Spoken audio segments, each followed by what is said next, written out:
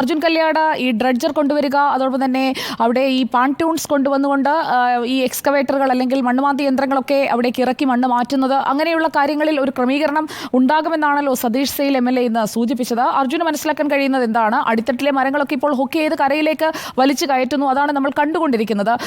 ഇനി എന്തൊക്കെ സംവിധാനങ്ങൾ ഒരുക്കി എങ്ങനെയായിരിക്കും ഈ പുഴയുടെ അടിയിൽ ഇപ്പോൾ 4 മീറ്റർ നീളത്തിലുള്ള ഒരു ലോഹ ഭാഗം, അത് ടാങ്കറാകാം ട്രക്കാകാം, ഏതാണെന്ന് ഉറപ്പിക്കാൻ കഴിയാത്തൊരു സാഹചര്യം തന്നെയല്ലേ അർജുൻ? തീർച്ചയായിട്ടും സുജി, അതായത് ഏതെങ്കിലും ഒരു ലോഹഭാഗമാണ് എന്ന കാര്യത്തിൽ ഒരു ഉറപ്പും നൽകിയിട്ടില്ല. കൃത്യമായ തോതിൽ നേരത്തെ ലഭിച്ചിട്ടുള്ള നേവിക്കൊക്കെ ഒരു മഞ്ഞ നിറത്തിലുള്ള ഒരു ലോഹഭാഗം ലഭിക്കുകയും ചെയ്തിരുന്നു. പക്ഷേ അത് കൃത്യമായി ഈ അർജുൻ്റെ ട്രക്കിൻ്റെ ഭാഗമാണ് എന്ന ഒരു സ്ഥിരീകരണവുമില്ല. അർജുൻ്റെ ഈ ലോറിയുടെ ഉടമ മനാഫിൻ്റെ സഹോദരൻ മുബീൻ തന്നെ നേരത്തെ വ്യക്തമാക്കിയിട്ടുള്ളത് ഇത് ട്രക്കിൻ്റെതല്ല, അർജുൻ്റെ ട്രക്കിൻ്റെതല്ല എന്നുള്ള കാര്യം വ്യക്തമാക്കിയിരുന്നു. അപ്പോൾ ഒരുപക്ഷെ ഈ ടാങ്കറും ഇതിനടുത്ത് തന്നെ ഏതെങ്കിലും മേഖലയിൽ ഉണ്ടാവാനുള്ള സാധ്യതയുമുണ്ട്. പക്ഷേ എങ്കിൽ കൂടി ഈ കയറാണ് ഇപ്പോൾ ഏറ്റവും തിരച്ചിലിന് ആധാരമായിട്ടുള്ള അടിസ്ഥാനമായിട്ടുള്ള കാരണം. അപ്പോൾ ആ മേഖലയിൽ തന്നെ ഇപ്പോൾ കുടുങ്ങിക്കിടന്ന, അതായത് അതിനോട് ചേർന്നുള്ള മേഖലയിൽ കിടന്ന മരങ്ങളാണ് ഇപ്പോൾ വലിച്ച് കരയിലേക്ക് അടുപ്പിക്കുന്നത്.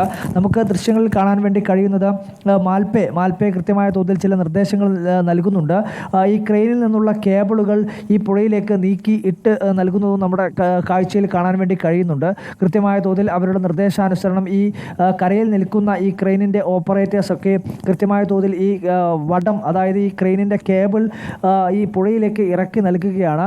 ഒരുപക്ഷെ നേരത്തെ തന്നെ മാൽപ്പ സൂചിപ്പിച്ചത് 2 മരങ്ങൾ ഇന്ന് വലിച്ച് കരയിലേക്ക് മാറ്റും. അങ്ങനെ 2 മരങ്ങൾ ഈ പറയുന്ന മേഖലയിൽ ഹുക്ക് ചെയ്ത് വെച്ചിട്ടുണ്ട് എന്നുള്ള കാര്യം കൂടി നേരത്തെ സൂചിപ്പിച്ചിരുന്നു. ഒരുപക്ഷെ അത്തരത്തിൽ ഈ കേബിൾ കൊണ്ട് ചുറ്റി വെച്ചിരിക്കുന്ന ആ 2 മരങ്ങളും ഒരുപക്ഷെ ഈ കരയിലേക്ക് വലിച്ചെടുപ്പിക്കാനുള്ള സാധ്യതയാണുള്ളത്. ഇനി അഭിലാഷ് നേരത്തെ പറഞ്ഞതുപോലെ തന്നെ അരമണിക്കൂർ മാത്രമാണ് ഇനിയിപ്പോൾ ഈ തിരച്ചിലിനായി ബാക്കിയുള്ളത്. 6 മണിയോടുകൂടി ഈ മേഖലയിലാകെ തന്നെ ഒരു ഇരുട്ട് പരക്കുന്ന ഒരു സാഹചര്യമുണ്ട്. ഇന്നിപ്പോൾ നല്ല ശക്തമായിട്ടുള്ള മഴയും പെയ്തിട്ടുണ്ട്. അപ്പോൾ സ്വാഭാവികമായും അല്പം നേരത്തെ തന്നെ ഇരുട് വീഴാനുള്ള സാധ്യതയാണ് നമ്മളുടെ മുന്നിലുള്ളത്.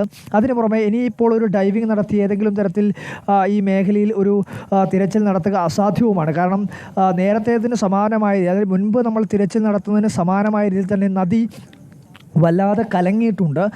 ഇപ്പോൾ ഒരു ശക്തമായിട്ടുള്ള മഴ ഒരു മണിക്കൂറിന് മുമ്പ് തന്നെ ശക്തമായ തോതിൽ മഴ പെയ്തതുമാണ്. 4 മണിയോടുകൂടി അതിശക്തമായിട്ടുള്ളൊരു മഴയായിരുന്നു പെയ്തത്. ആ വെള്ളമെല്ലാം തന്നെ ഇവിടത്തേക്ക് ഒലിച്ചെത്തിയിട്ടുമുണ്ട്. പക്ഷേ ജലനിരപ്പ് ഉയർന്നിട്ടില്ല എന്നതും വലിയ ആശ്വാസകരമാണ്.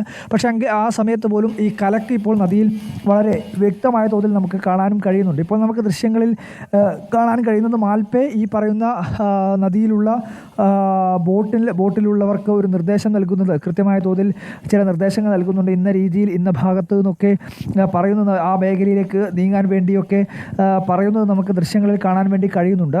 അതിന് പുറമെ കരയിൽ നിൽക്കുന്നവർ ഈ ക്രെയിനിനകത്തു നിന്നും വരുന്ന കേബിൾ കൃത്യമായ തോതിൽ ഈ നദിയിലേക്ക് താഴ്ത്തി നൽകി ഒരു നിർദ്ദേശം നൽകുന്നതാണ് നമുക്ക് ദൃശ്യങ്ങളിൽ കാണാൻ വേണ്ടി കഴിയുന്നത്.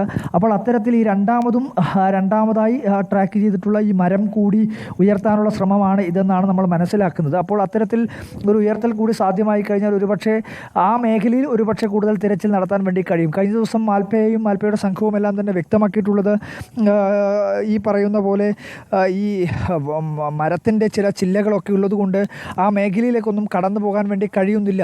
കാരണം ഇവരുടെ ഓക്സിജൻ സിലിണ്ടറുകൾ ആ മേഖലയിലേക്ക് പോകുമ്പോൾ അതിൻ്റെ കേബിളുകളൊക്കെ ഈ മരത്തിൻ്റെ ചില്ലയിൽ തട്ടുന്നുണ്ട്. അതുകൊണ്ട് തന്നെ ഈ ചില്ലകളുള്ള മേഖലയിലേക്ക് കടന്നു പോകാൻ വേണ്ടി കഴിയുന്നില്ല എന്നുകൂടി പറഞ്ഞിരുന്നു. അപ്പോൾ സ്വാഭാവികമായും ഇനി ഈ നേരത്തെ നമ്മൾ പറഞ്ഞിട്ടുള്ള ഈ വാഹനത്തോട് ചേർന്ന് കിടക്കുന്ന ആൽമരമല്ല, അതിൻ്റെ ഭാഗമല്ല ഇപ്പോൾ ഉയർത്തുന്നത് എന്ന് വേണം നമ്മൾക്ക് മനസ്സിലാക്കാൻ. അർജുൻ കല്യാണാണ് വിവരങ്ങൾ നൽകിക്കൊണ്ടിരിക്കുന്നത്. 4 മീറ്റർ നീളത്തിലുള്ള ഒരു ലോഹഭാഗം, അതിന്റെ സാന്നിധ്യമാണ് ഇപ്പോൾ പുഴയിൽ ഈ ട്രക്ക് ഉണ്ടാകാം എന്നതിലേക്ക് നമ്മെ നയിക്കുന്ന ഒരേ ഒരു ഘടകം. അതാണ് ഗംഗാവലി പുഴയിൽ കുറച്ചു മുമ്പ് മഴ പെയ്തത് മൂലം തെരച്ചിൽ തടസ്സപ്പെട്ടിരുന്നു. ഇപ്പോൾ തെരച്ചിൽ അവസാനിപ്പിക്കാറായി. മരങ്ങൾ കരയിലേക്ക് വലിച്ചു കയറ്റുന്നതാണ് നമ്മൾ അവിടെ ഇപ്പോൾ കണ്ടുകൊണ്ടിരിക്കുന്നത്. അടുത്ത ദിവസവും ഇതേ രീതിയിലുള്ള കാര്യങ്ങളായിരിക്കും അവിടെ നടക്കുക.